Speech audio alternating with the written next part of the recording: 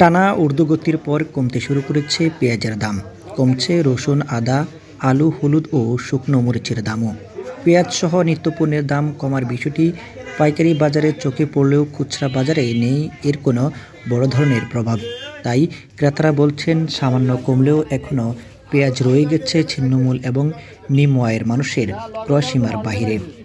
পাইকারি ও খুচরা বাজার ঘুরে দেখা যায়, সপ্তাহের ব্যবধানে পাইকারি পেঁয়াজের দর কেজিতে গড়ে 10 থেকে 15 টাকা কমে মানভেদে বিক্রি হচ্ছে 50 থেকে 55 টাকায়। আর এই পেঁয়াজ একই বাজারে খুচরা বিক্রি হচ্ছে মানভেদে 60 থেকে 80 টাকায়।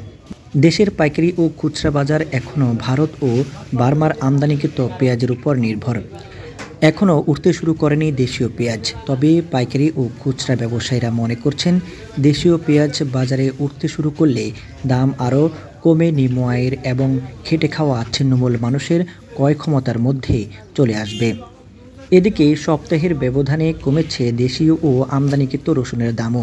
গড়ে 30 থেকে 50 টাকা কমে চায়নার আমদানিকৃত রসুন বিক্রি হচ্ছে 190 থেকে 200 টাকায়। আর দেশে উৎপাদিত রসুন বিক্রি হচ্ছে 220 টাকায়।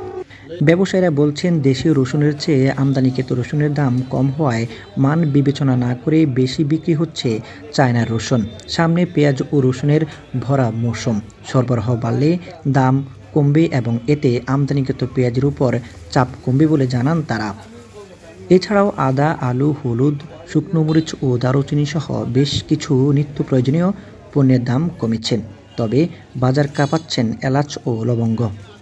খুচরা ব্যবসায়ীরা বলছেন, সপ্তাহের ব্যবধানে খুচরায় আলু কেজিতে প্রায় 5 থেকে 6 টাকা কমে বিক্রি হচ্ছে 70 থেকে 75 টাকায়। দাম কমে আদা কেজিতে বিক্রি হচ্ছে 90 টাকায়। প্রায় 50 টাকার মতো দাম কমে দারুচিনি বিক্রি হচ্ছে 450 টাকায়। শুকনো মরিচ 80 টাকা কমে বিক্রি হচ্ছে 330 টাকায় এবং হলুদ 50 টাকা কমে বিক্রি হচ্ছে 250 টাকায়।